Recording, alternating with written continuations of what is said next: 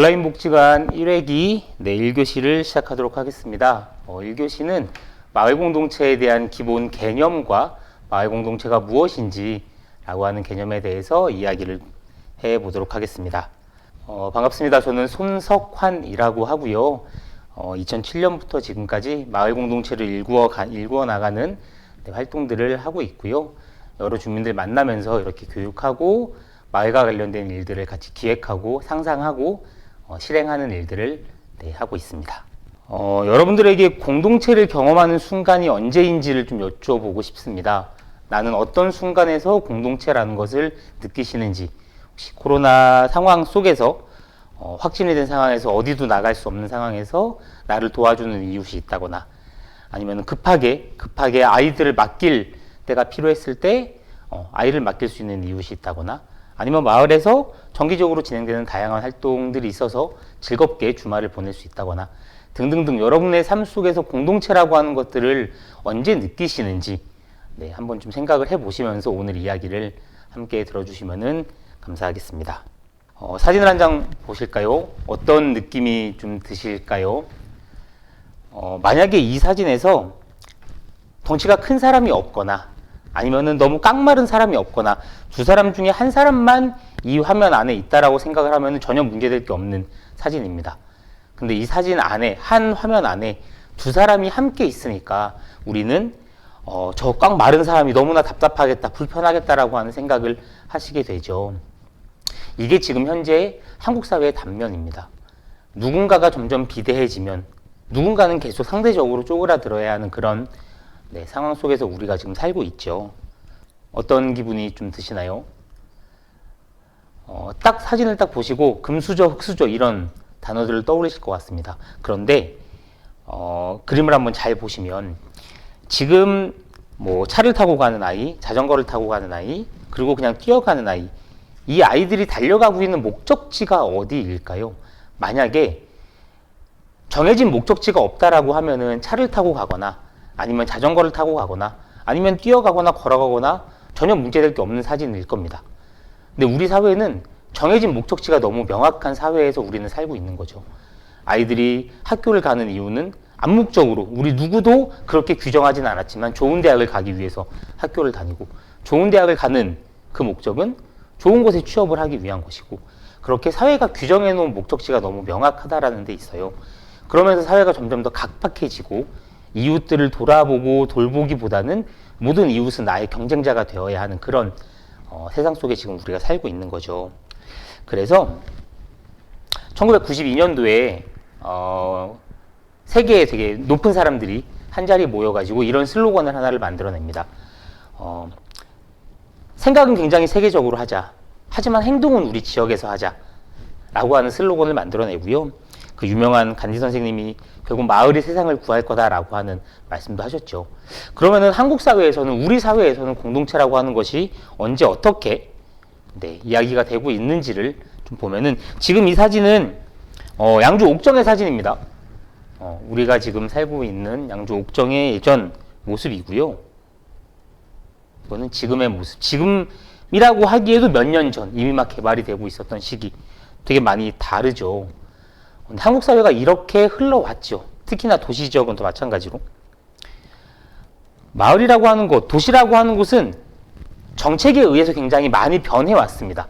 우리가 어떻게 할 수 없을 만큼 빠르게 변해왔고, 국토 개발이라고 하는 관점 안에서 여러 가지 법들이 만들어지고 제도가 만들어지면서 점점 우리가 알고 있었던 공동체라는 것을 파괴하고 만든 구조가 바로 도시인 건 거죠. 근데 도시는 곰곰이 들여다보시면은 사람이 주인공이 아니었습니다. 도시는 시설과 건물, 기반, 도로, 이런 기반 시설들이 주인공이었지 사람이 주인공이 아니었었거든요.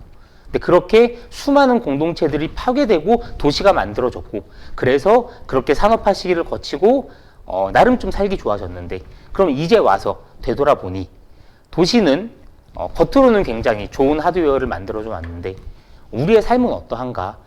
라고 하는 이제 궁금증과 고민, 그리고 질문에서 공동체라고 하는 것들을 다시 좀 돌아보기 시작했습니다. 지금부터 하는 공동체에 대한 정의는 제가 하고 있는 개인적인 정의입니다. 그래서 이런 정의에 동의하실 수도 있고 동의하지 않으실 수도 있고 이 영상을 보시는 우리 수강생들께서도 스스로가 공동체라고 하는 것을 한번 정의해 보실 수 있으시면 좋겠다라는 생각을 합니다. 저는 공동체라고 하는 게 모든 활동의 기본이 되는 가치이고 정체성이라고 생각을 합니다. 마을 안에서는 굉장히 다양한 정책들이 제도적으로 진행이 되고 있거든요. 공동체라고 하는 것도 정책적으로 진행이 되고 있고 뭐 주민자치, 도시재생, 사회적 경제, 평생학습, 봉사활동 많은 것들, 많은 활동들이 우리 마을을 조금 더 살기 좋게 만들고 있는 정책, 제도들인데요. 그 모든 것에는 이 공동체성이라고 하는 것이 저는 전제가 되어 있어야 한다라고 생각을 합니다. 그게 없다라고 하면은 굉장히 형식적이고 피폐해지는 어떤 제도의 결과를 우리가 보지 않을까라고 생각을 합니다. 이렇게 좀 간단하게 정의를 좀 해봤는데요. 모든 관심사는 다 나로부터 시작입니다. 내가 하고 싶은 것, 나의 관심으로부터 나의 모든 행동, 활동들은 진행이 되는데요. 그런 나의 활동, 나의 고민, 나의 생각이 우리의 고민, 우리의 생각으로 확장이 되고 그 우리의 고민, 우리의 생각이 마을의 고민으로 확장이 되고 점차 국가나 세계 단계까지 올라가는 것. 저는 그 우리 생각과 활동의 방향이 나를 향해 있는 모임들을 저는 동아리, 소모임, 동호회라고 정의할 수 있을 것 같고요. 점차 마을을 향해서 나의 활동의 방향이 향하는 것을 저는 공동체라고 정의를 합니다. 물론 동아리나 동호회가 절대 공동체에 비해서 뭔가 좀 덜 훌륭하다거나 아니면은 조금 더 낮은 단계의 모임이라거나 그런 의미는 전혀 아닙니다. 마을에는 수많은 나의 즐거움과 우리의 즐거움을 위한 그런 동아리, 동호회들이 저는 많아져야 된다고 생각을 하고요. 그렇게 활동을 하다가 우리의 활동 방향, 우리의 고민의 방향이 마을을 향하는 구조로 성장할 수 있으면 좋겠다. 저는 그것을 공동체라고 해석을 합니다. 그러면 마을 공동체라고 하는 개념은 어떻게 좀 바라볼까요? 공동체라고 하는 단어 앞에 마을이라고 하는 말이 붙었습니다. 사전적인 의미로 보면은 이렇습니다. 우리가 마을이라고 표현하는 것은 단순한 개념이죠. 여러 집들이 한데 모여 있는 거예요. 그것을 우리는 마을이라고 부릅니다. 그리고 공동체라고 하는 것의 사전적인 의미는 운명이나 생활, 목적 등을 같이 하는 두 사람 이상의 조직을 사전적으로는 공동체라고 설명을 합니다. 그러면 마을 공동체라고 하는 개념으로 보면은 우리 같은 곳에서 같이 모여 살면서 같은 목적, 같은 운명이나 생활 등을 함께하는 두 사람 이상의 조직. 이 개념을 저는 우리 스스로의 개념으로 좀 확장시켜 볼 수 있으면 좋겠습니다. 그래서 저는 마을을 위해서, 마을과 함께, 마을을 통해, 마을에 의한 등등등 우리의 활동 방향이 마을을 향해 있는 다양한 활동을 해나가는 두 사람 이상의 조직을, 두 사람 이상의 모임을 저는 마을 공동체라고 정의합니다. 몇 가지의 개념으로 좀 살펴보면요. 일단 지리적인 범주로 살펴보면은 저는 우리가 마을 공동체라고 부를 수 있는 지리적인 범주는 우리의 손길이 닿을 수 있는 그리고 어떤 활동이나 어떤 마을에서 진행되는 활동, 일들의 소식이 닿을 수 있는 정도의 생활권이라고 표현을 합니다. 그것을 행정의 용어로는 뭐 근린생활권이라고 부르기도 하고요. 제도적으로는 뭐 법정동, 행정동이라고 하는 행정구역으로 나누기도 하지만 저는 우리의 마을 공동체, 우리의 공동체라고 했을 때는 우리의 활동 소식이 닿을 수 있는 정도의 거리라고 저는 지리적인 범주를 설정을 하고요. 대상으로 보면은 그 누구도 소외되거나 차별받지 않고 누구나 참여할 수 있어야 한다라고 정의합니다. 활동이라고 하면은 관심사가 비슷한 사람들이 모여가지고요 신나게 수다 떠는 거예요. 저는 마을 공동체의 핵심 단어를 몇 가지만 좀 뽑아보자라고 하면은 꼭 이 수다라고 하는 단어를 꼭 포함을 시킵니다. 저는 수다가 마을 공동체를 만들어가는 가장 좋은 방법론이라고 생각을 하고요.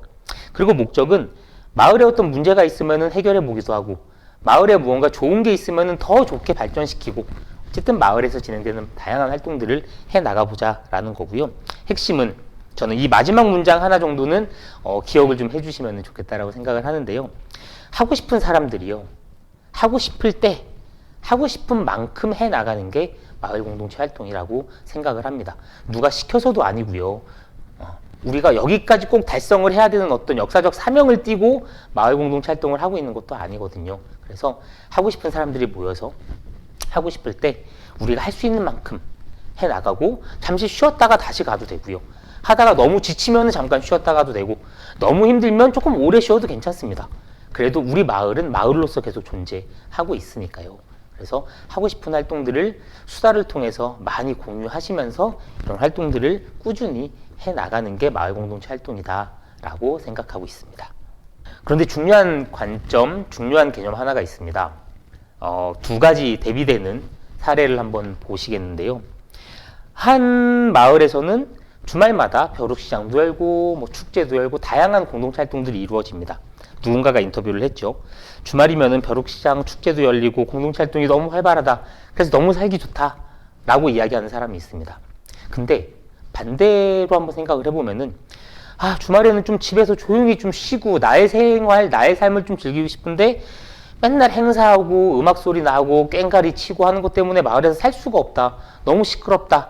라고 생각하는 사람도 있는 거죠. 마을 안에는 어떤 절대적인 진리, 절대적인 선이라고 하는 것은 존재할 수 없습니다. 그래서 우리의 생각의 다름을 인정하고 나와 다른 생각을 하는 사람들을 배척하거나 차별하지 않고 천천히 우리 그래도 함께 살면 이렇게 좀 좋지 않겠나, 재밌지 않을까요? 라고 천천히 스며들게 만드는 것. 그래서 마을 공동체라는 거 하는 것을 저는 강조할 수 있다고 생각을 합니다. 하지만 누군가에게 강요할 수 있는 개념은 아닐 수도 있겠다라는 생각을 합니다. 그래서 우리와 나와 관심사가 비슷한 사람들을 찾아내고 그 찾아낼 수 있는 가장 좋은 방법이 재미있게 수다 떠는 거라고 생각을 하고요. 그렇게 사람들을 찾아내면 우리끼리 모여서 우리가 할 수 있는 우리 손으로 할 수 있는 다양한 활동들을 기획을 해서 한번 해 나가 보는 거죠. 그리고 그 활동이 가르치고 있는 방향이 나의 즐거움을 향할 수도 있고 나의 즐거움을 넘어서서 우리 마을이 한 발 더 좋아지는데 기여할 수 있는 활동을 해 나간다라고 하면 저는 그것이 마을 공동체, 우리가 부르는 마을 공동체의 정의로 충분하지 않을까라는 생각을 합니다. 간단하게 요약을 해보면요. 현재의 세상이라고 하는 것이 공동체의 파괴를 통해서 만들어진 도시에 우리는 현재 살고 있습니다.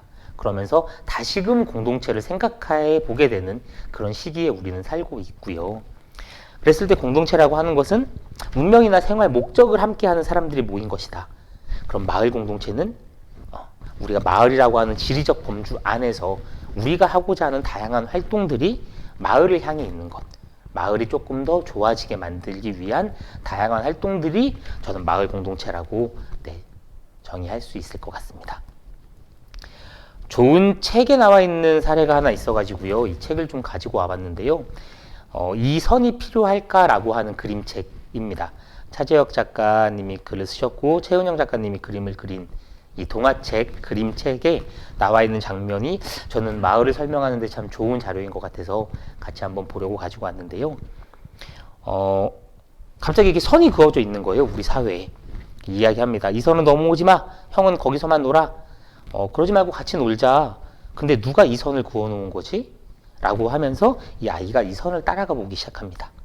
선을 쭉 따라갔더니 어떤 사람들, 연인으로 보이는 두 사람의 발 아래에는 얽히고 설켜 있는 선들이 막 있어서 도저히 풀 수 없을 만큼 엉켜져 있는 선이 사람들 사이에 존재하고 있기도 하고요. 때로는 마을이라고 하는 범주를 그 선이 두 개로 갈라놓기도 합니다. 어느 쪽은 다닥다닥 집들이 붙어 있는 지역이 있고 어디는 잘 갖추어진 전원주택이 구성되어 있는 곳도 있고 그 두 군데를 이 선이 가로지르고 있으면서 이 마을을 갈라놓고 있습니다.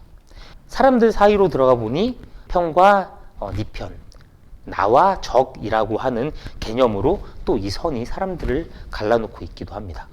이것이 심화되는 게 바로 전쟁이죠. 그래서 그 선을 쭉 따라가다 보니 어떤 한 할머니를 만났어요. 할머니도 이 선을 모으셨네요. 너도 이 선을 모아왔구나.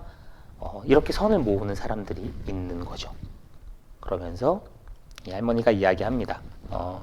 이 선은 누가 계속 그어 놓는 걸까요? 라고 아이가 물어보니까 글쎄 잘 모르겠네. 하지만 이 선이 꼭 필요할까? 라고 하는 질문을 이 할머니가 던집니다. 그리고 이 동화책의 제일 마지막 장면은 이렇게 동화책이 끝이 납니다. 정말 다양한 사람들, 그림을 잘 보시면 그림에 외계인도 있습니다. 각각이 자기의 선을 잡고 선을 모아가서 굳이 필요 없이 나누어져 있고 사람들 사이를 가로막고 있고 마을을 구분하고 있는 저런 선들을 다 모아내는 그 그림으로 이 그림책이 마무리가 되거든요. 저는 우리의 마을도 이런 모습이었으면 좋겠습니다. 마을 안에서 소외되거나 차별받는 사람이 없이 내가 하는 활동만이 옳은 것이고 좋은 것이다라는 생각 없이 우리가 하는 모든 활동들이 다 마을을 위한 다양한 활동으로서 의미 있다라는 생각을 가지고요.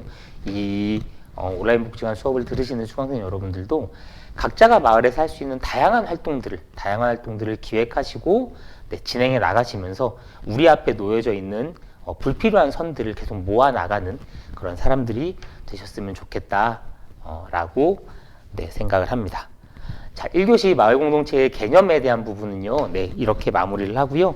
다음 2교시에는 마을공동체의 활동을 함에 있어서 핵심적으로 우리가 꼭 생각해 봐야 되는 개념들, 단어들을 가지고 이야기를 좀 이어나가 보도록 하겠습니다. 감사합니다.